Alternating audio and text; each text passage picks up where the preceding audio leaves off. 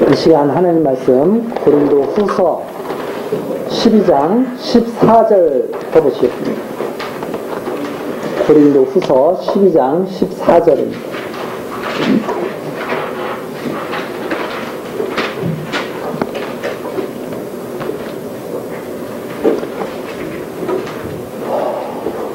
보라, 이제 세 번째 너희에게 가기를 예비하였으나 너희에게 해를 끼치지 아니하리라. 나의 구하는 것은 너희 재물이 아니요 오직 너희니라. 어린아이가 부모를 위하여 재물을 저축하는 것이 아니요 이에 부모가 어린아이를 위하여 하느니라. 내가 너희 영혼을 위하여 크게 기뻐함으로 재물을 허비하고 또 내 자신까지 허비하리니 너희를 더욱 사랑할수록 나는 덜 사랑을 갖겠느냐. 하여간 어떤 이의 말이 내가 너희에게 짐을 지우지는 아니하였을지라도 공교한 자가 되어 괴계로 너희를 취하였다 하니 내가 너희에게 보낸 자 중에 누구로 너희의 일을 취하더냐. 내가 디도를 권하고 함께한 형제를 보내었으니 디도가 너희의 일을 취하더냐. 우리가 동일한 성령으로 행하지 아니하더냐. 동일한 보조로 하지 아니하더냐. 18절까지. 이제 12장 14절서부터 13장 10절까지는 사도와 합력할 것을 권면하는 내용입니다. 앞에서 사도권을 계속 변호했죠. 내가 정말 부족함이 없는 사도다. 내가 그 사도권을 가지고 너희들을 치리하고 있다. 다스리고 있다. 이런 이제 사도권을 변호를 하면서 육체가 약함도 말을 해주죠. 왜 그런가 하면 그리스도의 능력으로 일하는 사도기 때문에 육체의 약함. 참 육체적으로는 별 일 없고 세상 사람들이 봤을 때는 아무 능력이 없지만 그러나 하나님의 능력, 예수 그리스도의 능력이 나타나는 나 사도 바울이 정말 부족함이 없는 사도다. 이렇게 말을 했는데 이제 그렇게 증거를 하고 나서 바울 사도가 내가 지금 재물을 구하는 것이 아니라 고린도 교회의 사랑을 내가 구하고 있다. 이렇게 지금 말하고 있는 모습이 여기 14절부터 나옵니다. 너희에게 세 번째 너희에게 가기를 예비했다. 이제 바울 사도가 고린도 교회에 갈 그런 마음이 있습니다. 계획이 있는데 너희에게 폐를 끼치지 않겠다. 가면 사도가 왔다고 해서 고린도 교회의 사람들이 부담을 느끼는 일이 없도록 그렇게 하겠다는 말입니다.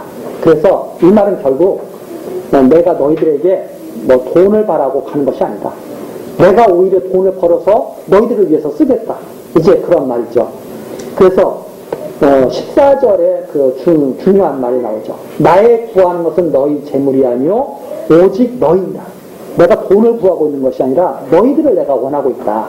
이러면서 어린아이가 부모를 위하여 재물을 저축하는 것이 아니요 이에 부모가 어린아이를 위하여 하느니라. 여기에서 부모는 바로 사도 바울과 그 입장이죠. 어린아이는 고린도 교회처럼 연약한 그런 신앙을 가지고 있는 그런 모습이죠. 그래서 예를 들어준 거죠. 야, 세상에 부모가 자식을 위해서 돈도 쓰고 일도 하고 그러지 어떻게 어린 자식이 부모를 위해서 돈 벌어오고 고생하고 하겠느냐. 그렇게 예를 들어준 거죠. 그러면서 걱정하지 마. 내가 너희들을 위해서 내가 일할게. 이런 말입니다. 그래서 15절이죠. 내가 너희 영혼을 위하여 크게 기뻐함으로 재물을 허비하고 또 내 자신까지 허비하리니 내 걸 다 너희를 주겠다. 이 말이잖아요. 너희를 더욱 사랑할수록 나는 덜 사랑받겠느냐. 역설법이죠. 내가 그렇게 너희를 사랑하는데 너희들은 나를 사랑하지 않겠느냐 이 말입니다. 사도가 복음을 전해주는 일에 이렇게 열심을 내는데 복음을 받은 너희가 나를 사랑하지 않겠느냐. 지금까지는 어떻게 했어요? 별로 사랑하지 않았어요. 바울 사도가 너무나 안타까운 표현을 지금 역설적으로 하는 거죠. 그런데 이 거짓 교사들이 들어와서 뭐라고 항상 말하냐면 16절 이렇게 말하죠. 하여간 어떤 이의 말이 내가 너희에게 짐을 지우지는 아니하였을지라도 공교한 자가 되어 괴계로 너희를 취하였다 하니 이런 거죠. 그 바울 사도가 이렇게 하는데도 그걸 가지고 또 이렇게 하는 거야. 야, 그거 아주 공교한 자야. 저게 보통 교활한 자가 아니야. 너희들에게 뭐 이는 취하지 않지만 그래도 뭔가 너희들을 갖다 지금 사로잡고 있지 않느냐. 뭐 이렇게 하면서 바울 사도가 또 그렇게 하는 거예요. 그래서 이 하는 말입니다. 내가 너희에게 보낸 자 중에 누구로 너희의 일을 취하느냐. 즉 이게 무슨 말이냐면 자기 유익을 위해서 하는 사람이 누가 있느냐 이 말입니다. 자기 유익을 위해서. 여기서 너희의 일을 취하더냐 이 말은 단순히 돈을 그런 게 말하는 게 아니라 자기의 유익을 위해서 이 일을 하는 거죠. 자기의 유익을 위해서. 그러면 자기의 유익을 위해서 이 일을 하는 사람이 어디 있느냐 사도 중에. 그러면서 18절 내가 디도를 권하고 함께한 형제를 보내었으니 디도가 너희의 일을 취하더냐 우리가 공일한 성령으로 행하지 아니하더냐. 여기 있어요. 계속 바울서가 말 성령으로 행한다.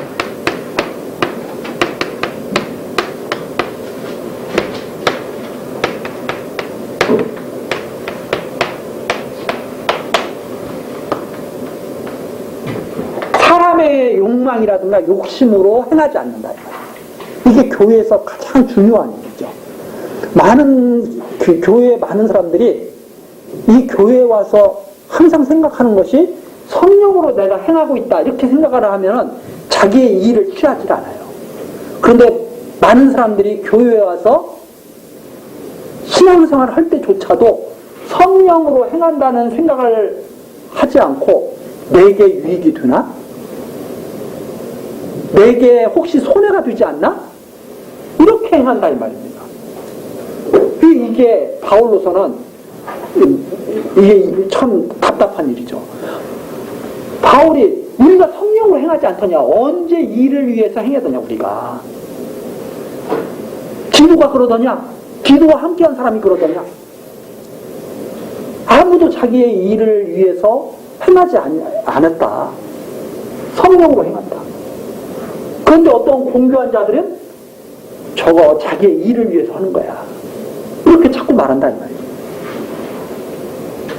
어떻게 할지라도 바울이 자기의 것을 다 쓰더라도 그렇게 하더라 이 말이죠. 그래서 바울 사도가 참 왜 이렇게까지 하는데 우리가 사랑을 못 받겠느냐.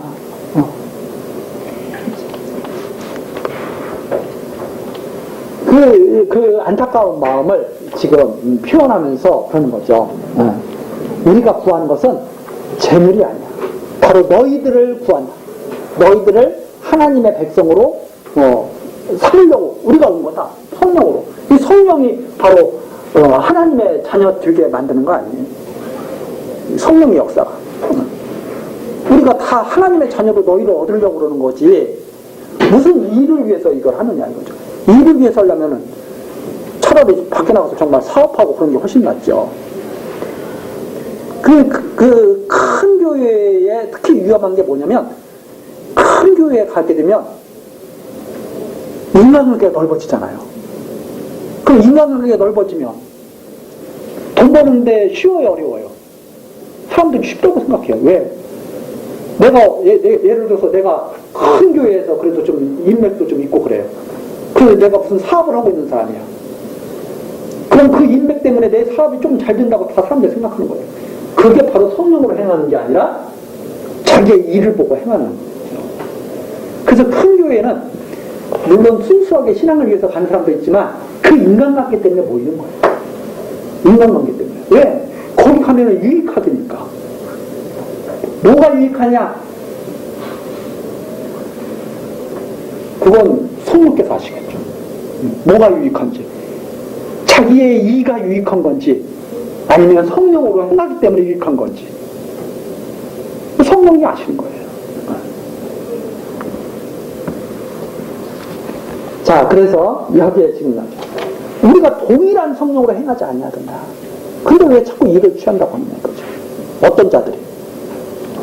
그러면서 19절입니다. 이때까지 우리가 우리를 너희에게 변명하는 줄로 생각하면 지금까지 기껏 말하니까 아, 그래, 니네들 변명, 그렇게, 그렇지, 뭐, 이렇게 생각하는 자들이 또 있는 거예요. 그러니까, 우리가 그리스도 안에서 하나님 앞에 말하노라. 사랑하는 자들아, 이 모든 것은 너희의 덕을 세우기 위함이야. 너희를 위해서 지금 우리가 이렇게 변명하는 거야. 이거죠. 우리가, 바울 사도가 내가 이렇게 사도로서 이렇게 지금까지 살았다. 이렇게 말을 하는 거 보고, 그래, 너 사도라고? 알았어. 이런 식으로만 받아들이는 거죠. 근데 그게 아니라, 왜 그렇게 받아들이냐? 우리를 얼마나 위하면 저렇게 변명까지 하면서 이렇게 할까? 이렇게 생각하지 않고, 너 잘난 사도라고? 이런 식으로 생각한다는 거죠. 이게 참, 안타까운 일이죠. 그렇죠? 이 사도의 그 올바르게 전해주는 복음, 그리고 사도로서의 그 모든 것을 희생하는 삶, 이것을 갖다가 누가 보지를 못합니다. 그걸 보지를 못하고 뭐만 봐요. 사도의 연약한 모습. 아이고 저렇게 저 사도라고 이런 사도가 뭐 저래. 말은 왜 저렇게 억울해. 몸에는 뭐 저렇게 가시가 있어. 그리고서 뭐 무슨 사도 한다고 저렇게 자기 하나, 우리 보통 그러잖아요. 저도 예전에 그런 말 한 번 들은 적 있어요. 어떤 말을 들었냐면 어떤 저를 생각해주는 분이 그 말을, 저를 생각해주는 분이 가정이나 좀 잘 돌봐. 제가 우리 둘째를 이렇게 같이 데리고 다닌 적이 다녔거든요. 딱 둘째를 데리고 다니면서 제가 이렇게 조그맣게 그룹을 만들어서 예전에 성경을 좀 이렇게 가르쳤어요. 성경을 한두 시간, 일주일에 한두 시간 가르칠 때가 있었어요. 직장 내에서. 근데 이제 그동안 우리 둘째는 저의 돌봄을 받지를 못하고 있는 거예요. 혼자 이렇게 기다리고 있는 거죠. 어떤 사람이 저한테 이런 거 하지 말고 둘째를 좀 더 신경 써라. 생각해주는 말은 고맙죠. 이제 그런 거예요. 많은 사람들이 하나님의 일을 생각하기보다는 육신적인 일에 더 관심이 가죠. 육신적인 일에. 근데 참 느꼈잖아요. 너나 잘해. 바울 사도가 몸이 약하니까 어떻게 해요? 당신 몸이나 좀 잘 추스려. 무슨 남을 사랑한다고 그래. 이런 거와 똑같은 거죠. 그래서 중요한 것은 내가 다 갖춰졌을 때 뭘 할 수 있는 게 아닙니다. 내가 다 갖춰져 있을 때 뭘 하면 죽을 때까지 아무것도 못할 거예요. 우리 항상 부족한 가운데 이러잖아요. 부족한 가운데 아내를 사랑하고, 부족한 가운데 남편을 사랑하고, 부족한 가운데 친구들을 사귀고 그러잖아요. 나 완벽한 사람이 돼서 친구 사귈 거야. 절대 친구 못 사귀어요. 나 완벽한 남편이 돼서 아내 사랑할 거야. 절대 사랑 못합니다. 그래서 제가 결혼식장에 가면 항상은 아닌데 가끔가다 그런 말 들을 때가 있어요. 사람은 오래 살다 보면 보통 때도 그렇죠. 사랑으로 사는 게 아니라 정으로 사는 거야. 이런 말 많이 듣죠 우리. 성경은 그렇게 말하고 있잖아요. 오래 들수록 사랑이 커져가야 되죠. 연약했던 사랑이 강해져야 되죠. 오래 들수록. 그 사랑을 잃어버리니까, 그 사랑이 없으니까 사람들이 힘든 거지.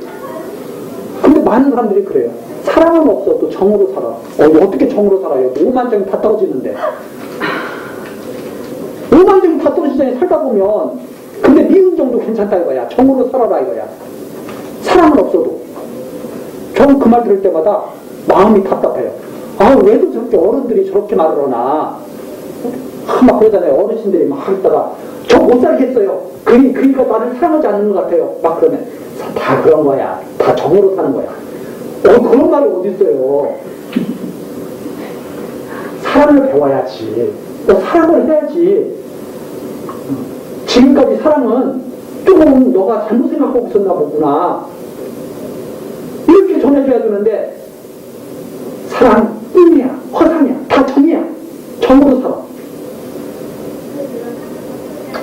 당신이 사랑 없이 살았다고 다른 사람 보고 사랑 없이 살아라고 그러면 어떻게 해요 그걸. 사랑도 배우는 거예요. 뭘 통해서? 하나님의 말씀을 통해서. 지금 바울사도가 사랑을 알려주잖아요. 너희들이 사랑하지 않아도 나 끝까지 너희 사랑한다. 이래야지. 사랑은 없는 거야 원래. 다 살다 보면 정만 쌓이는 거야. 잘못된 거다 이 말입니다. 그렇게 배우니까 5만 가지 정이 다 떨어지니까 다 서로 못 사는 거예요. 친구들끼리도 서로 멀어지고. 사랑을 해야 가까워지죠. 그 바울사도가 하는 겁니다. 사랑하는 자들아, 너희를 위해서 내가 지금 이러는 거야. 20절입니다. 내가 갈 때 너희를 나의 원하는 것과 같이 보지 못하고 또 내가 너희에게 너희의 원치 않는 것과 같이 볼까 두려워하며 또 다툼과 시기와 분쟁과 당짓는 것과 중상함과 수근수근하는 것과 거만한 것과 어지러운 것들이 있을까 두려워하고. 사랑이 없으면 이런 것들이 생기는 거예요. 그렇잖아요? 원치 않는 것을 볼까봐 두려운 거예요. 이 바울은 고린도 교회에 이제 가려고 하는데 딱 가서 서로 사랑이 있어야 되는데 서로 원치 않는 것들만 있어요. 그럼 그게 얼마나 두려운 일이냐. 21절 계속됩니다. 또 내가 다시 갈 때 내 하나님이 나를 너희 앞에서 낮추실까 두려워. 하나님이 높이시기도 하고 낮추시기도 하는데 낮추실까봐 두렵다. 낮추신다는 건 뭐예요? 한 어려운 환경이 되는 거죠. 그러니까 바울사도가 딱 갔을 때 고린도 교회 교인들이 바울사도를 막 환영하고 안아주고 고맙다고 하고 이 편지를 이렇게 딱 보냈으니까 이걸 보고 정말 우리는 그렇게 사랑했구나 해가지고 고맙다고 하고 우리도 사랑한다고 그러고 그럼 바울사도가 높여지는 거죠. 근데 그게 아니라 아이고 저 꼴값 한다고 또 왔네 이런다거나 그러면 바울사도가 얼마나 낮아지겠어요. 고린도 교회가 회개도 하지 않고 또 내가 전에 죄를 지은 여러 사람의 그 행한 바 더러움과 음란함과 호색함을 휘젓지 아니함을 인하며 근심할까 두려워라. 갔더니 진짜 엉망진창인 거죠. 그러면 얼마나 바울사도가 그것을 보는 바울사도가 마음이 괴롭겠어요. 마치 그거와 똑같은 거죠. 아까 그랬잖아요. 부모가 자식을 위해서 모든 걸 희생한다. 바울사도가 그걸 썼지 않습니까? 부모와 같은 마음으로 고린도 교회에 딱 갔더니 자식이 개판이야. 부모의 마음이 어떻겠어요? 우리 부모들이 다 그런 거 아니에요? 부모들이 열심히 일했는데 자녀들이 잘 됐어요. 부모가 원하는 대로. 그러면 그동안 고생한 것이 행복감으로 다 바뀌잖아요. 그런데 죽도록 고생해서 자녀를 딱 만났는데 세상에 가장 목줄 자식이 돼 있어요. 그럼 부모가 어떤 마음이 들겠어요? 세상 살기가 싫을 거죠. 그래서 세상이 왜 힘드냐?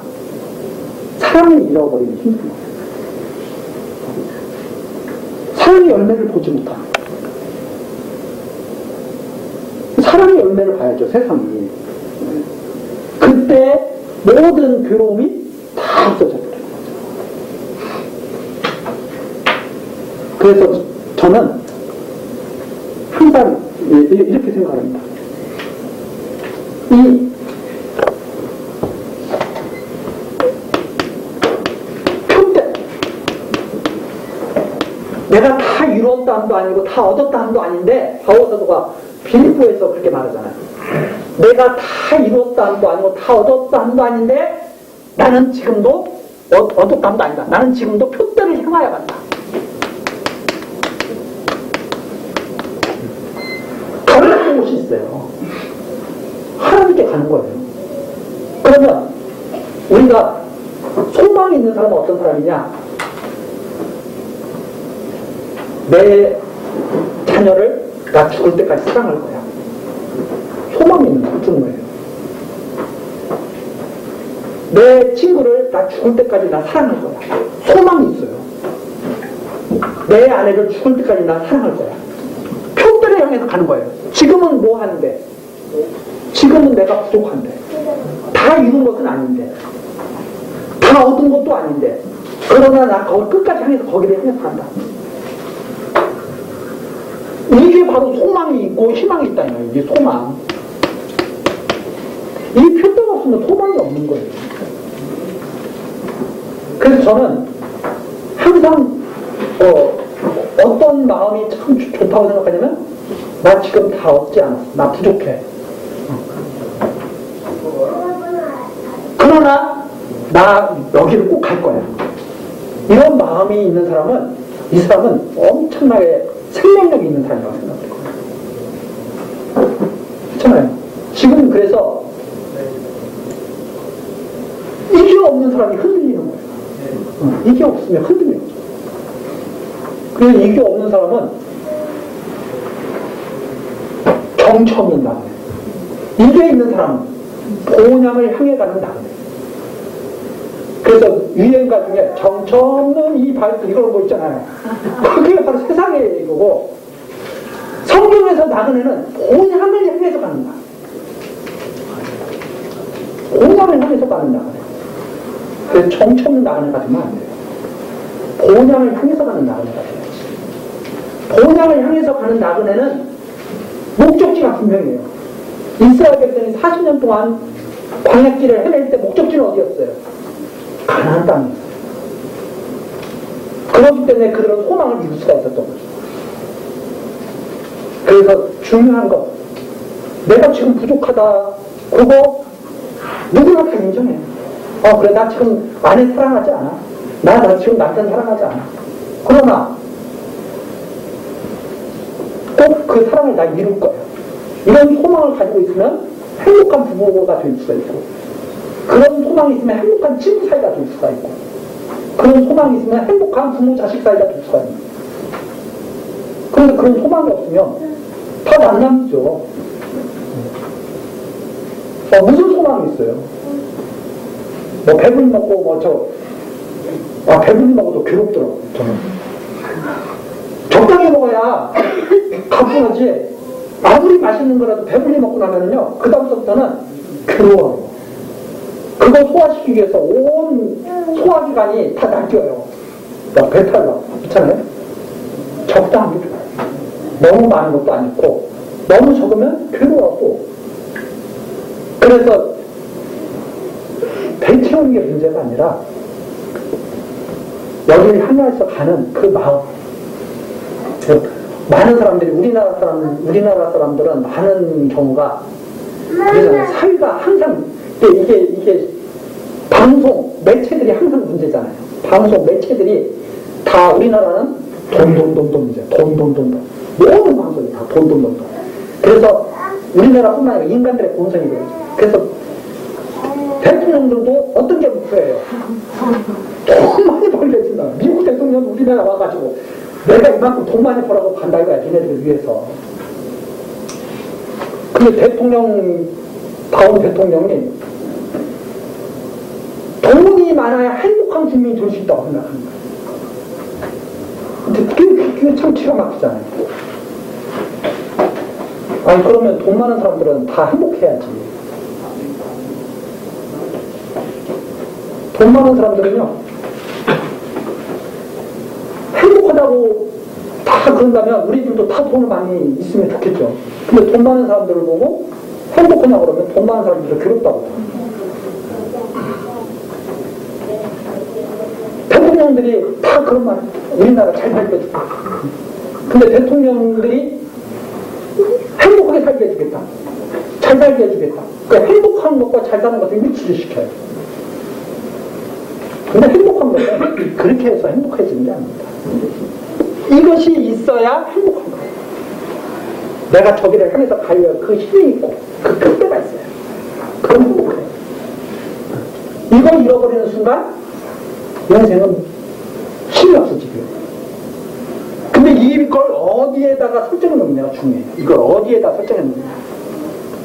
이걸 어디에다 설정해 놓느냐. 부산에다 설정해놓고 부산 간다고 해서 행복하겠어요? 미국에다 설정해놓고 미국 간다고 해서 행복하겠어요? 그렇게 해서 행복증이야. 그래서 이 표대는 성경이 말하는 표대가 되어야 진정한 행복을 찾을 거예요.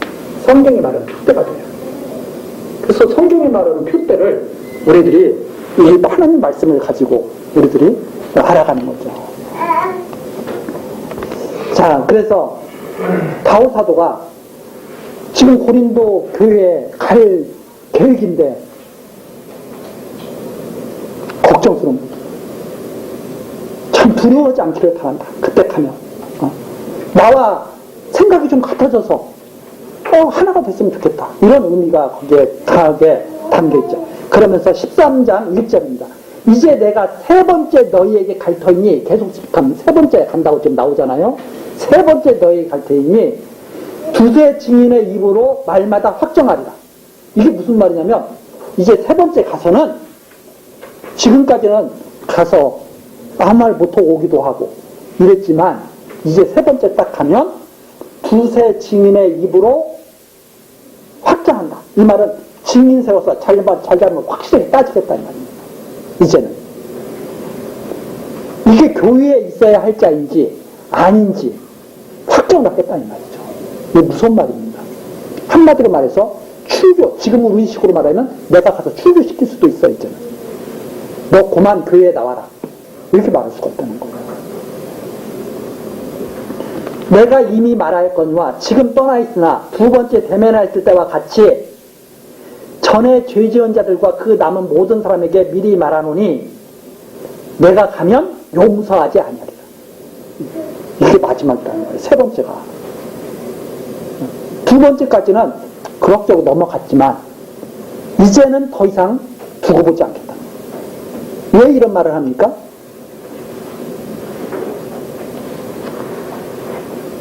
그대로 두면 교회가 망가진다 이 말이죠.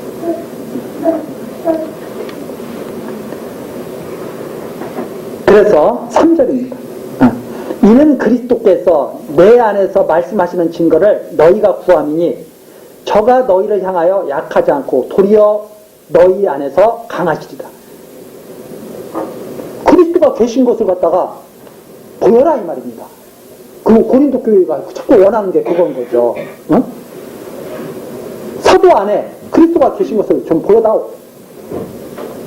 그건 사도가 하는 일은 뭐냐면 사도에게 지금 이제 교회를 세우는 일입니다.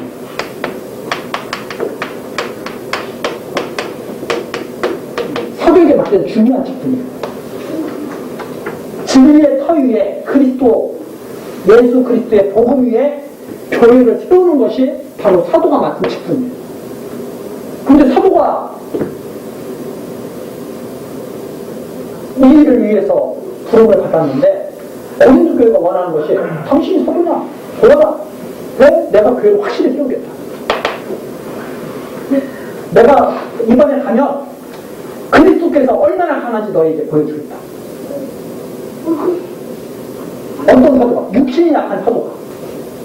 육신이 약한 사도가 그리스도가 얼마나 강한지를 보여준다. 그럼 그리스도의 지체는 뭐예요? 바로 교회거든. 그리스도가 강하면 교회는 반드시 견고하게 될 거예요. 지금까지 모든 신앙의 선진들이 이걸 믿었습니다. 교회는 절대 무난하지 않는다. 어떤 교회? 그리스도께서 세우신 교회. 그래서 우리 찬송가에 시온성과 같은 교회. 누가 감히 무너뜨리냐. 저는 이걸 믿어요. 사람이 세운 교회 다 무너집니다. 몇십만 명 모여도 사람이 세운 교회는 결국 무너집니다. 그러나 소수가 이렇게 모여 있어도 하나님이 세운 교회는 결코 무너지지 않습니다. 왜 그런가?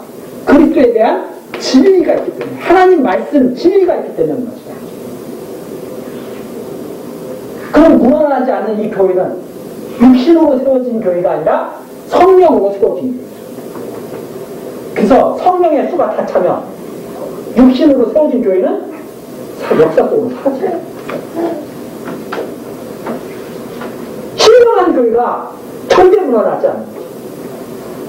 그러나 유기무여 있는 교회는 때가 차면 하나님께서 그만 뛰겠다고 하면 그건 그만둡니다. 그래서 진짜 중요한 게 성령으로 세워진 배. 내가 이번에 가면 얼마나 그리스도께서 강한지 보여주겠다. 4절 나옵니다. 13장 4절. 그리스도께서 약하심으로 십자가에 못 박히셨으나, 십자가에 그리스도께서 붙잡혀서 못 박히셨죠. 왜? 약하심으로. 오직 하나님의 능력으로 사는. 그럼 왜 약하셨느냐? 여기 뒤에 나온 똑같은 말입니다. 왜 십자가에 달리셨느냐? 하나님의 강함을 보이시려고. 기가 막힙니다. 십자가에 달리신 것이 하나님의 강함이 나타난 거예요. 근데 많은 사람들은 뭐라고 생각해요? 얼마나 약하면 하나님이 너도 구원 못하시냐, 이런 거죠. 너가 하나님의 아들이거든, 내려와라. 내려오면, 십자가에서 내려오면 하나님의 아들이에요, 아니에요? 하나님의 아들이 아니에요. 그럼 어떻게 해야 하나님의 아들을 되시는가? 약하심으로 십자가에 달리셔야 하나님의 아들이 됩니다. 우리에게 많은 것을 생각하게 합니다. 많은 사람들은 교회가 강해야 하나님의 능력이 나타난다고 생각해요. 그러나 예수님이 붙잡혀 가시면서 뭐라고 그래요? 내가 지금 12형 더디는 천사 불러서 싹 쓸어버릴 수 있으나, 그리하면 어떻게 하나님의 뜻이 이루어지리요? 하나님께서 약하게 살라고 하셨으면 어떻게 살아야 된다는 거예요? 약하게 살아야 성령으로 행하는 거다, 이 말입니다. 바울사가 그래서 자기의 약함을 자랑하잖아요. 내가 3번이나 내가 몸의 가시를 빼달라고 간구했는데 들어주시지 않으면서 나에게 하시는 말씀이, 내 은혜가 내게 족하도다. 내가 약할 때 나의 강함이 나타나기 때문에 그렇다. 그렇게 말씀하셨다고 증거를 해주잖아요. 우리들이 약할 때 하나님의 능력이 우리 안에 역사하시는 거예요. 근데 많은 사람들은 거꾸로 생각해요. 우리들이 강해야 하나님의 역사가 막 강하게 역사한다고 생각해요.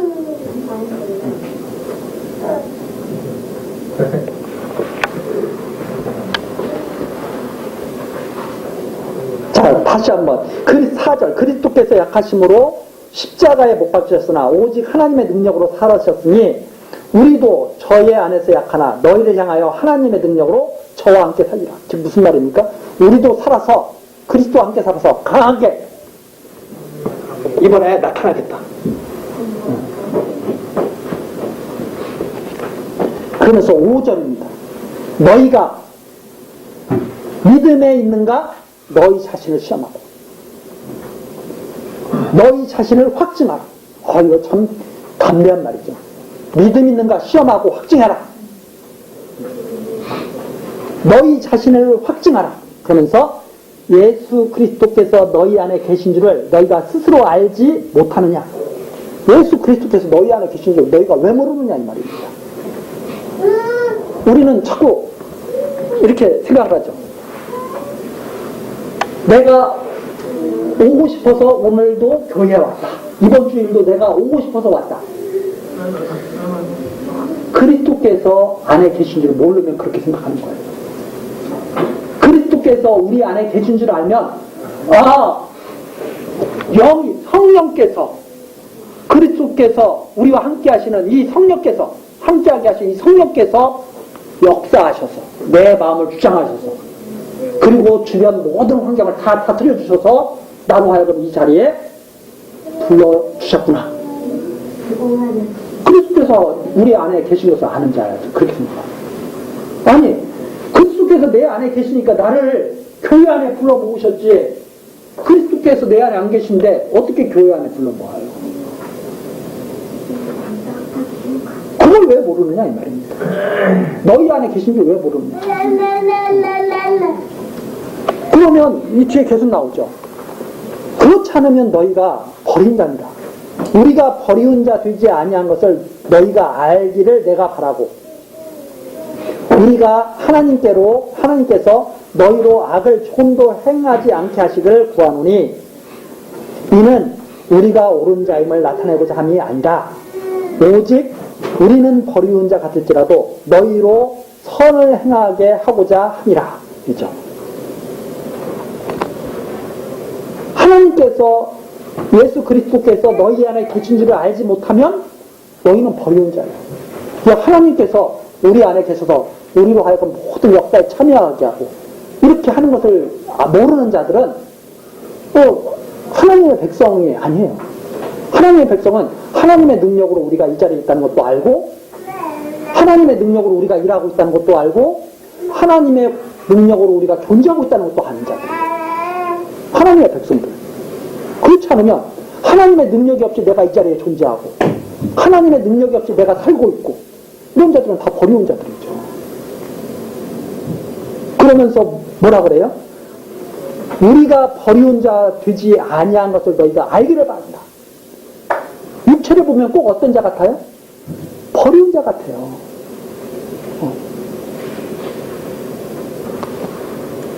참 형편없는 자들 같아요. 그러나 우리가 버리운 자 되지 아니한 것을 너희가 알기를 내가 바란다. 왜? 무엇을 알고 있으니까?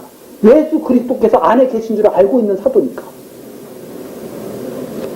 그런데 우리가 하나님께서 너희로 악을 조금도 행치 않게 하시기를 구한다.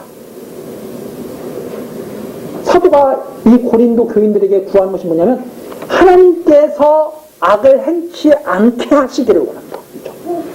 여기 중요한 나오죠. 하나님께서 악을 조금도 행하지 않게 하시기를 구한다. 그럼 하나님께서 악을 행하게 하시는 것도 누구의 권능에 속했다는 거예요? 하나님의 권능에 속했다는 거예요. 그걸 아는 것이 그리스도께서 우리 안에 있다는 거 아는 거죠. 그러면 악을 행하는 것은 뭡니까? 어떤 것이 악을 행하는 거예요? 그 앞에 나오는 거예요. 12장 20절 다툼, 시기, 분냄, 당짓는 것, 중상함, 수근수근함, 거만함, 어지러운 것, 또 21절에 나오는 음란함, 호색함 이런 것들이 다 악을 행하는 거예요. 그런 악을 행하는 것이 뭐냐면 겉모습이에요. 겉모습. 악이 있으면 이 속에 그런 것들이 이 하나님을 떠난 악이 있으면 이 겉모습으로 그런 것들이 막 나타나기 시작하는 거예요. 그러면 악을 떠나는 가장 근본적인 것은 이 악을 행하는 가장 근본적인 것은 뭐냐? 하나님과 복음 진리를 떠나는 거예요. 하나님과 복음 진리를 떠나면 바로 악을 행하게 되는 거예요. 가장 근본적인 뿌리죠. 하나님을 떠나고 그 시편에서 말하는 게 있잖아요. 악인은 모든 사상에 하나님이 없다 하도다. 이게 악인의 표준이에요. 표준. 그런 사람들이 무엇을 행하느냐? 탐욕을 행하는 거예요. 그 뿌리를 잡지 않고는 절대 악이 고쳐지지가 않는 거예요. 뿌리를 뽑아야 될 거 아니에요. 모든 잡초를 뽑을 때 뿌리를 뽑아버려야 되는 거잖아요. 악의 뿌리를 뽑으려면 하나님을 딱 단단히 붙잡는 수밖에 없어요. 하나님께서 우리를 단단히 붙잡아 주시는 수밖에 없어요. 그렇지 않으면 악을 행하게 된다 이 말입니다. 그래서 바울사도가 지금 그러는 거예요. 하나님께서 악을 조금도 행치 않게 하시기를 누구에게? 너희에게 너희로 하여금 악을 행하지 않게 하시기를 구한다. 왜 그걸 구하느냐? 우리가 옳은 자임을 나타내고자 이런 걸 구하는 게 아니에요. 그것이 아니라 너희가 제발 선을 행했으면 좋기 때문에 복음 안에서 하나님을 떠나지 않고 복음 안에서 하나님을 경외하며 살기를 원하기 때문에 그런 것이다. 그래서 그렇게 말하면서 8절부터 10절까지가 그 말이죠. 강하고 교회가 강하고 온전하게 되어서 세우려 하는 사도와 교회를 세우려 하는 사도와 합력할 것을 권하는 겁니다. 우리는 진리를 거스려 아무것도 할 수 없고 하나님의 말씀이 있죠. 진리, 복음 진리. 하나님의 말씀을 거스려서 아무것도 할 수 없고 오직 진리를 유할 뿐이니 우리가 약할 때 너희의 강한 것을 기뻐하고 또 이것을 위하여 구하니 곧 너희의 온전하게 되는 것이라. 사도들이 자기 마음대로 이렇게 복음을 전하고 교회를 세우고 하는 게 아닙니다. 고린도 교회를 세울 때 어떻게 세웠어요? 성령의 인도하심으로 교회를 세웠거든요. 고린도 교회가 그냥 사도들의 뜻으로 세워진 게 아니에요. 사도행전에 그게 나오잖아요. 성령께서 다 인도해 가신 거예요. 성령께서 인도해 가셨는데 그게 사도의 마음대로 된 게 아니에요. 사도는 저 위쪽으로 가고 싶어도 성령께서 아래쪽으로 가라면 아래쪽으로 가야 돼. 왜? 그곳에 교회를 세우신다고 하는 것이 하나님의 뜻이에요. 그래서 이 하나님의 뜻이 그렇게 나타나는 거기 때문에 진리를 거스려서는 아무 일도 할 수가 없다, 우리가. 지금 그 말을 하는 것이고, 사도의 이런 연약한 이런 것이 고린도 교회 성도의 강한 것으로 나타나기를, 즉 그리스도를 믿고 하나님을 경외하는 삶으로 나타나기를 바라는 거죠. 그게 온전하게 되는 거예요.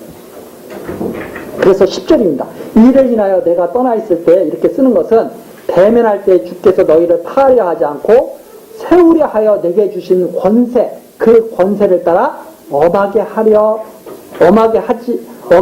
않게 하려 함이니라. 왜 이렇게 지금 계속 이런 편지를 쓰느냐? 이 편지를 쓰는 것은 대면할 때, 고린도 교회와 만날 때 주께서 너희를 파하려 하지 않고 세우려 하여서 내게 주신 그 권세.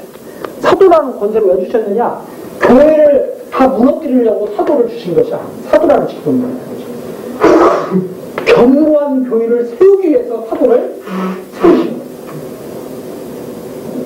그래서 그리스도께서 사도로 하여금 교회를 세우게 하셨는데 이 교회 세우는 이 직분을 제대로 나타내기를 바라는 것이 지금 사도 바울의 모습이죠. 마음이죠. 그래서 파하려 하지 않고 세우려 하여 내게 주신 그 권세를 따라 엄하지 않게 하려고. 탁 고린도 교회에 가서 교회를 갖다 너 나가 해서 막 다 무너뜨리면 안 되잖아요. 다 회개해가지고 우리가 복음 지배 안에서 살겠습니다. 이렇게 하면 교회가 튼튼히 세워지는 거 아닙니까? 그렇게 되도록 하기 위해서 내가 이 편지를 쓰는 것이다. 그 결국은 이 편지를 쓰는 이유가 사도와 같이 협력해서 교회를 튼튼하게 세우도록 하기 위해서 바로 이런 편지를 쓴다고 하는 것을 밝혀주는 거죠. 그래서 교회가 강하고 온전하게 되어서 사도가 소망하고 있는 것과 하나 되기를 바라는 그런 마음을 지금 전해주고 있습니다. 그러면서 이제 바로 마지막 인사로 넘어가겠습니다. 그게 13장 11절서부터 13절까지입니다. 기쁨과 위로와 평안의 말로 축원해주고 거룩한 문안을 권하면서 전해주는 내용이죠. 마지막으로 말하노니 이제 마지막입니다. 형제들아 기뻐하라. 온전케 되며 위로를 받으며 온전케 되라. 그 온전케 되라는 것은 뭘 말하는 거예요? 이 표들을 향해서 가라는 거예요. 온전케 되라는 것이 이제 다 끝내라 이런 거 아니라 내가 이 표들을 향해서 나처럼 가자. 온전케 되라. 온전케. 하나님을 향해서 계속 우리가 나가자. 그 온전한 삶을 사는 거예요. 그 삶이 영혼을 거둬가실 때, 우리의 영혼을 거둬가실 때 완전히 이루어지는 거예요. 온전케 되면 위로를 받으며 위로 받아야 돼요. 이렇게 말씀으로 위로를 받아야 돼요. 하나님의 뜻이 이렇게 너희 안에 나타나고 있지 않느냐. 그래서 위로를 받는다는 것은 또 우리가 여러 가지 힘을 얻는다는 것은 바로 말씀의 능력에 달려있다. 위로를 받으며 마음을 같이하며 평안할지어다. 완전히 교회가 회복되기를 바라는 거예요. 고린도 교회가 어지러운데 좀 잘 견고하게 서서 참 평안했으면 좋겠다. 그러면서 또 사랑과 평강의 하나님이 너희와 함께 계신다. 이게 참 위로의 말이죠. 하나님이 함께 계실 거야. 하나님이 함께 있을 거야. 이게 정말 중요한 말이거든요. 자녀들이 걱정 많이 합니다. 그죠? 왜? 부모님들은 이제 세월을 좀 지나서 그래도 어느 정도 세상을 갖다가 좀 이해하고 어려운 과정도 겪어왔어요. 뭐 어려운 과정 그래도 겪어왔잖아요. 그런데 자녀들은 이제 시작을 해야 돼. 세상을 딱 보니까 세상을 조금 볼 줄 아는 자녀들은 걱정이 많죠. 왜? 세상이 온갖 엉망진창이거든요. 세상을 보면은 걱정스럽죠. 걱정스럽지 않겠어요? 막 갑자기 뉴스에 길거리에서 어떤 사람이 막 갑자기 지나가는 행인한테 칼을 휘둘렀다. 마음이 불안하지 않겠어요? 그 자녀들한테 어떻게 해야 위로가 되고 어떻게 해야 있어요? 야, 너 조심해. 너 저런 데 가지 마. 이런 데 가자. 갈 데가 없어요. 너 강남역에 가지 마라? 어떻게 그런 말을 해요? 강남역에서 사건 났다. 너 강남역 가지 마. 미국에서 테러 났다. 총격사건. 너 미국에는 절대 가지 마라. 너 영국에서 테러가 났다. 너 영국에도 가지 마. 그럴 거예요? 갈 일 있으면 가야죠. 그럼 어떻게 해야 돼요? 하나님께서 함께 하실 거예요. 위로를 해. 그게 진짜 위로죠. 사랑과 평강의 하나님이 너희와 함께 하시리라. 너희 지켜주실 거야. 하나님께서 그대로 버려두시지 않을 거야. 하나님이 지금까지 인도에 오셨지 않느냐? 앞으로도 인도에 가실 거야. 이게 진짜 위로의 말이죠.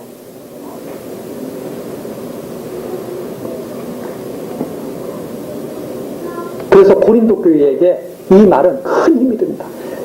너희 평안해라. 기뻐해라. 왜?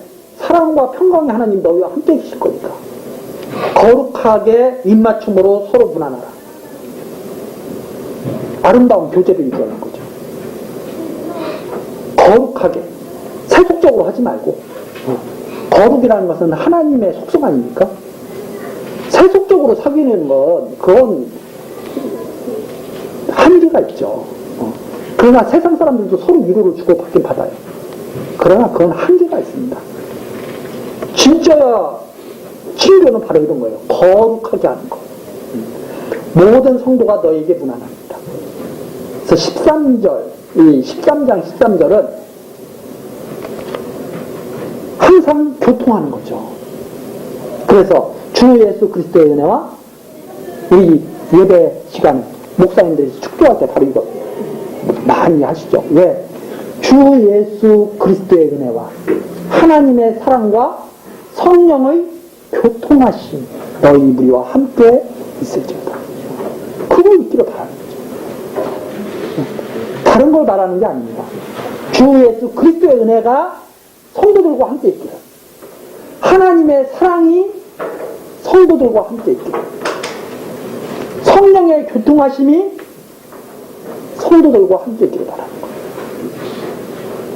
이게 진짜 성도들이 갖고 있어야 하는 거예요. 영원토록. 그래서 그리스도의 은혜와 하나님의 사랑과 성령의 교통하심이 없으면 성도로서 올바르게 설 수가 없는 거죠. 그래서 이걸 구하는 거예요. 제발 이렇게 되기를 바라는 거죠. 제발 이렇게 되기를. 이렇게 해서 사도 바울이 고린도서를 이렇게 고린도 교회에 편지를 보낸 거죠. 이 편지가 오늘날 우리에게 또 이렇게 하나님 말씀으로 전해지는 겁니다.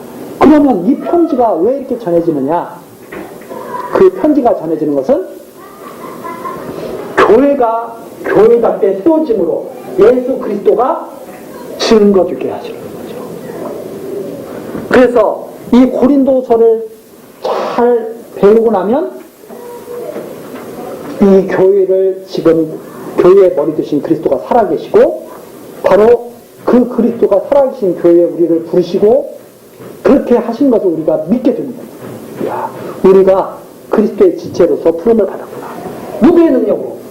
바로 그리스도의 사랑과 그리스도의 은혜와 하나님의 사랑과 성령의 교통하심으로 우리가 이렇게 교회로 자라고 있다는 것을 믿게 되고 그리고 이 교회를 아끼고 사랑하게 되는